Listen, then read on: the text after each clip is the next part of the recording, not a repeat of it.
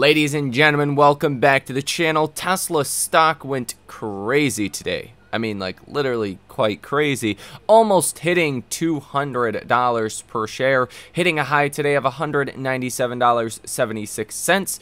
Currently, even in after hours, following a disappointment from Micron, trading down 0.38%, down to $195.66 per share. Breaking above your key level of resistance.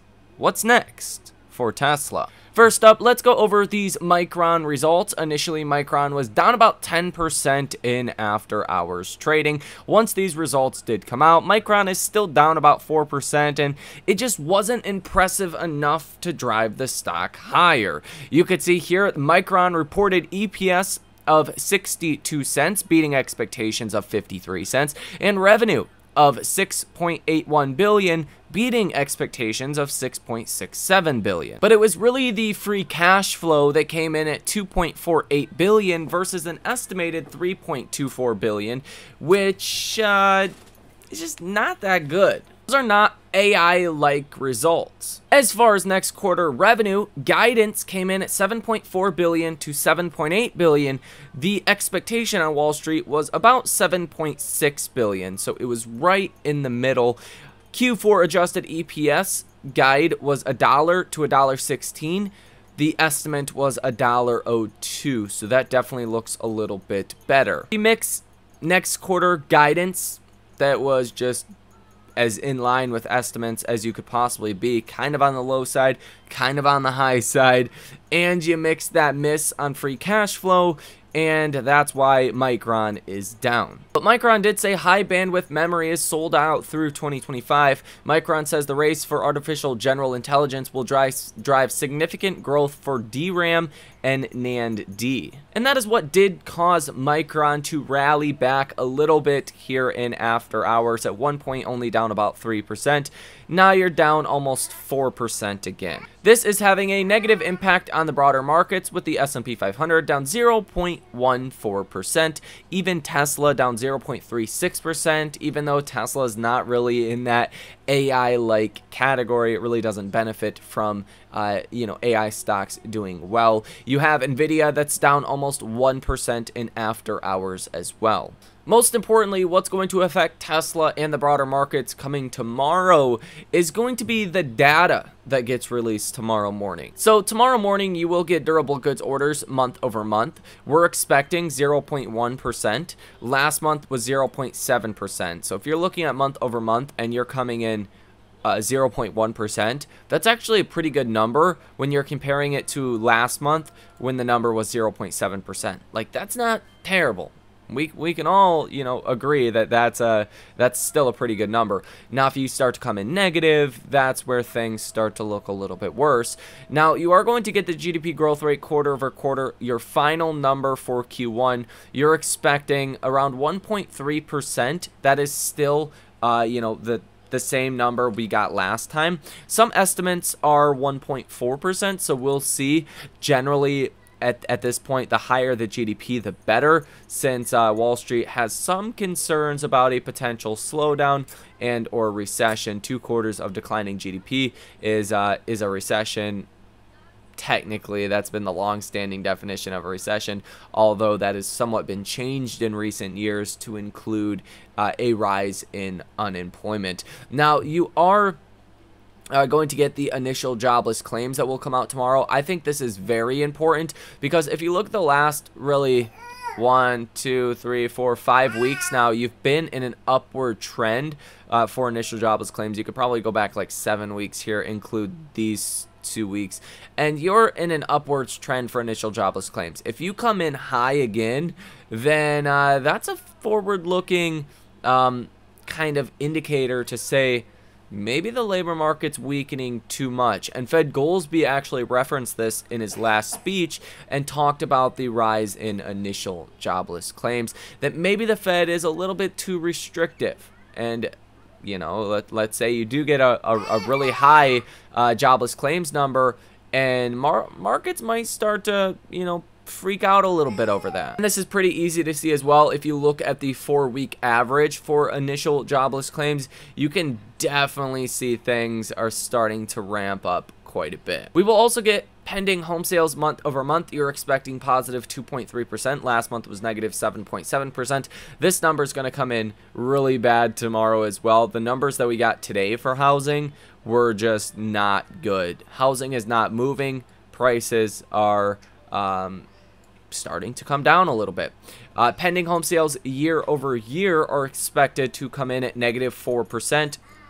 And last month you were negative 7.4%. You will get a 7-year bond auction that will come out at 1 p.m. tonight. The Fed's balance sheet, which comes out weekly, will be coming out at 4:30 p.m. tomorrow, and that is pretty much it. Heading into Friday's big data, Friday will be by far the most important day, with core PCE price index month over month expected to come in at positive 0.1%. Last month was positive 0.2%. Personal income expected at 0.4%. Last month was 0.3%. And personal spending month over month is expected at 0.3%. Last month was at 0.2%. You also get Chicago PMIs on Friday, final numbers for Michigan consumer sentiment, a speech from Fed Bowman.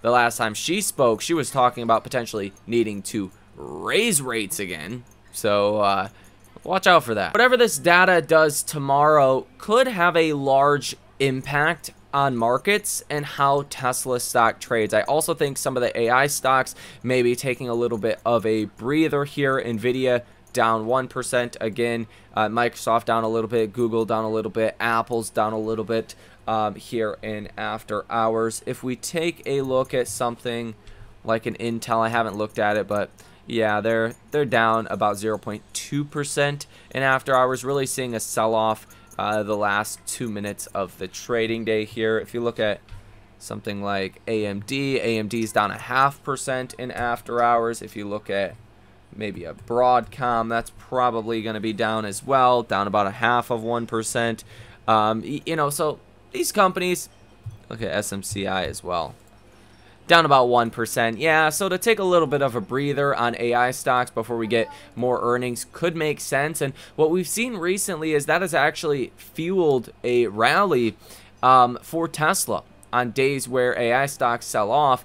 Those are days that Tesla can actually do very well. Now, me, Kevin, made a video that says Tesla stock is going to skyrocket soon, and he talks about loading up on call options. Although that can be a riskier way to play Tesla, I don't think he's wrong. Now let's talk about exactly that, because I've been very bullish on Tesla for a long time, and specifically after this shareholder vote went through, I've been very bullish. Very, very bullish on Tesla. Now, I do think until July 2nd, there's going to be some speculation to what deliveries are going to be. There's going to be some speculation here or there, upside and downside speculation. And I'm expecting a decent amount of volatility until July 2nd, but I think the larger move will probably come after July 2nd, especially if Tesla can beat on those delivery numbers. Like if Tesla comes out with a beat July 2nd, that's a huge deal for Tesla. Now, there's many other catalysts like August 8th, as I've pointed out many times. That is the big catalyst for Tesla. That could really reset Wall Street's expectations around robotaxi, around some maybe next-gen vehicle platforms. We still don't know exactly when those are going to be released or talked about, but it wouldn't surprise me if that some of that happens on August 8th. But with robotaxi specifically, Wall Street is still under this narrative that it's probably not going to happen. If it does happen, it's going to take a long time, and it's not going to be anytime soon. If Tesla comes out and says, we're targeting robotaxis by next year, that creates a whole nother leg of their business that has nothing to do with selling cars. And that's a big deal. It's like, I don't know, it's like Apple going into, you know, AirPods or wearables or services, right? Other things besides just selling the phone itself. It's totally different than having a phone. It's a totally different addressable market.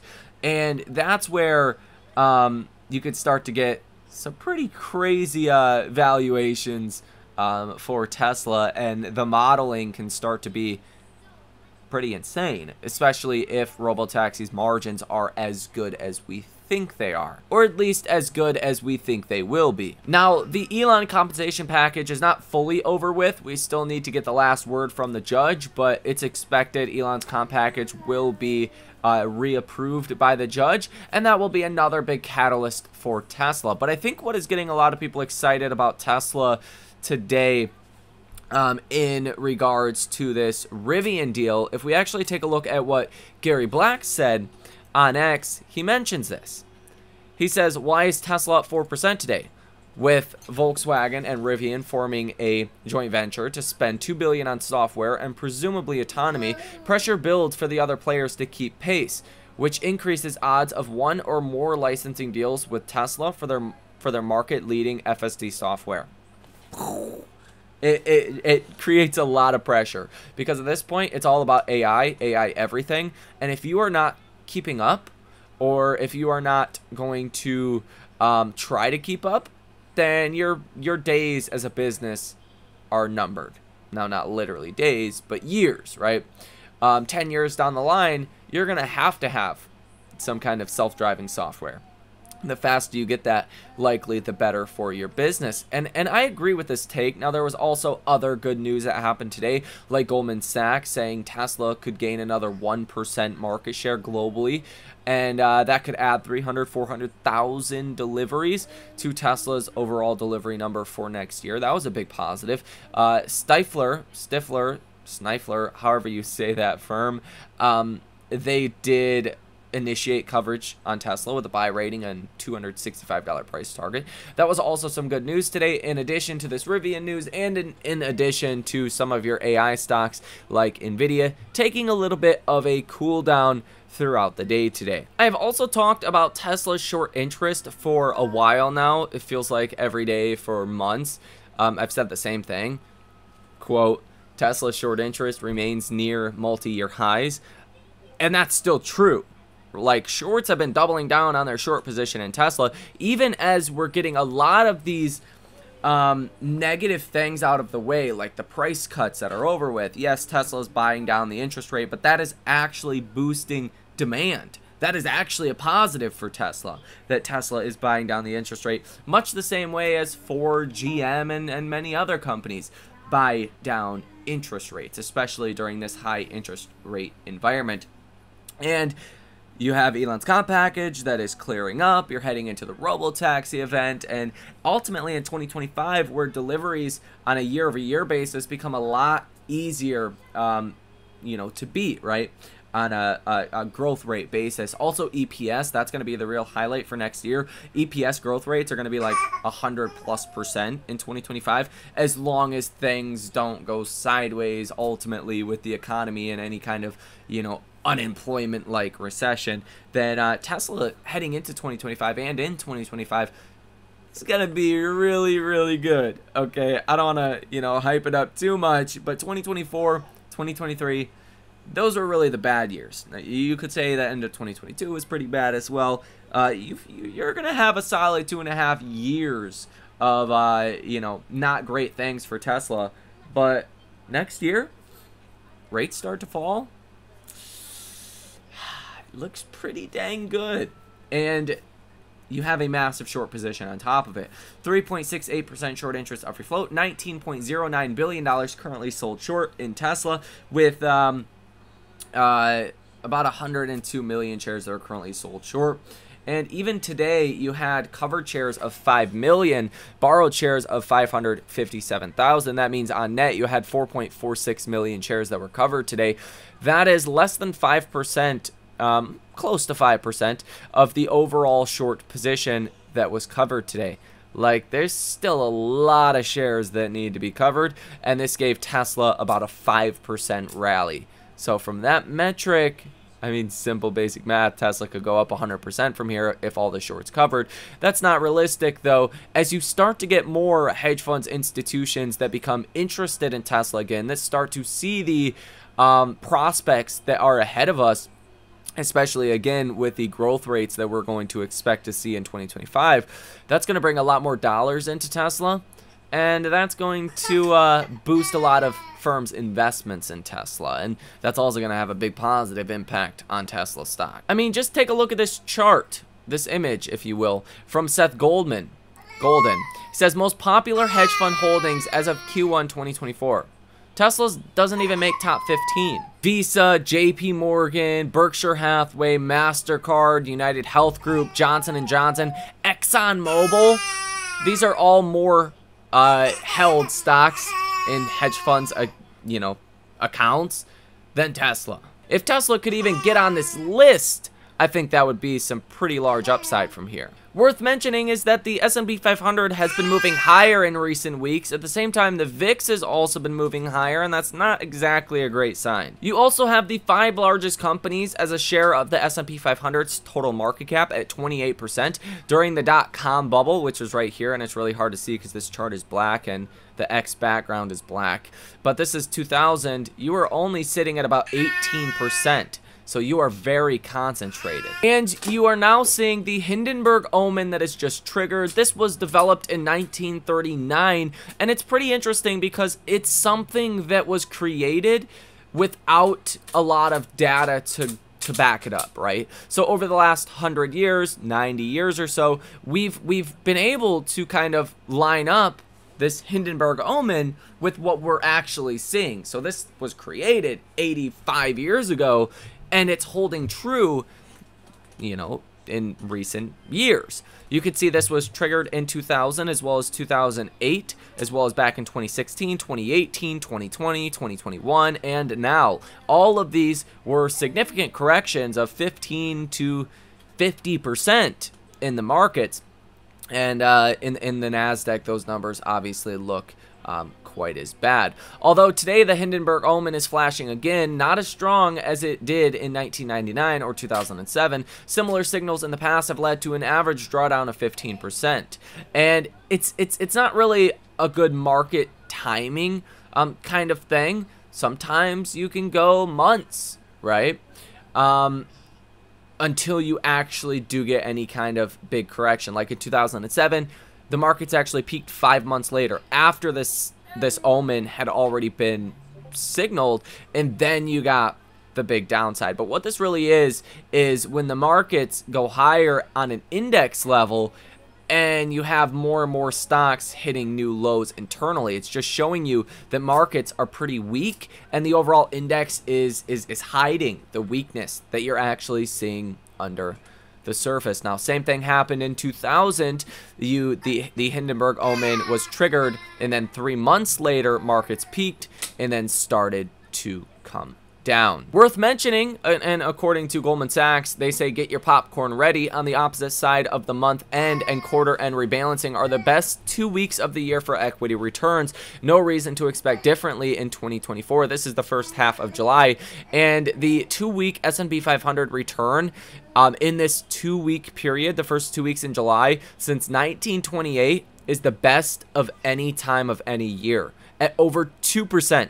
So on average, the S&P 500 goes up over 2% in 2 weeks, almost 2.5% in this 2-week period ever since 1928. You can also see new housing starts are negative over 30%. And, I mean, this is getting pretty bad. Like the 08 Great Financial Crisis was negative 45% or so.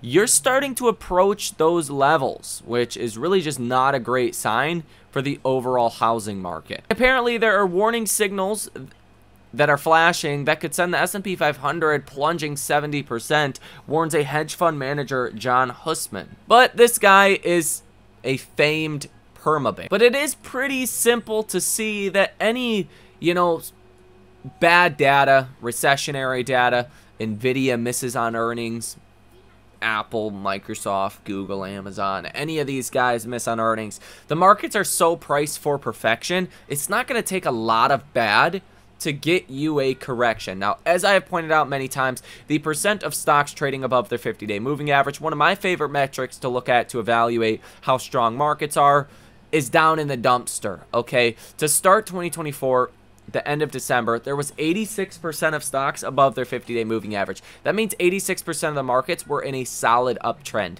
Now, 63% of stocks are in a solid downtrend. And, I mean, more stocks than that are downtrending that have just not broken under the 50-day moving average just yet. So, it's a pretty rough market right now. So, if your portfolio feels or looks pretty rough, it's because it is a rough market out there. And there's not a lot of participation. And when there's not a lot of participation, one of two things happens. Either you see a catch-up, the markets catch up and start to do better, right? Internally, you get a broadening out, which at this point happens because of one of two things. Either the economy holds up and earnings hold up, and we don't get any more recessionary data, or the Fed starts to really pivot and really take the initiative to focus on the economy, focus on the unemployment side of their mandate. And that's a fine line between the economy and labor market are already too far gone, and the Fed's doing enough to hold things together. I don't know how we get either one of those at this point. A broadening out is going to take some time if that happens. Does the economy hold up during that time? Not sure. Whereas a catch down would just take a bad earnings from Nvidia. It would just take worsening economic data. It would just take a more hawkish Fed. There's a lot of reasons that could cause a catch down in markets. So we really want to be a little defensive here. We want to stay nimble. And I think it will continue to be, to some degree, a stock picker's market until it is not anymore. Like, could Tesla do very well over the next couple of months? Of course. Could big tech fall? Of course. Like, that could totally happen, given Tesla is down over 30% for this year, or at least it was. I think it's the high 20s now. It's already kind of priced for bad. A lot of the markets are, so we'll see what does happen. Let me know what you think about this information down below in the comment section. As I have said many times, very bullish on Tesla here. Still, I think after this latest rally, I'm like 45% of my entire portfolio is Tesla, which to me, that's pretty much all in. That's having basically all your eggs in one basket. I am optimistic Tesla can actually have a green year. That would mean Tesla getting above about 265 or so by the end of this year, and then proceeding to probably hit new all-time highs by the end of 2025, if not about midpoint 2025, just depending how the trajectory of Tesla's business, but most importantly, profitability goes from here. Also worth mentioning that some of those layoffs that Tesla previously announced should start to have a positive impact to Tesla's profitability over the next couple of quarters. So let me know what you think about all of this information down below in the comment section. Hit the like button as well as subscribe to the channel. You guys have a fantastic rest of your day, and I will see you in the next one.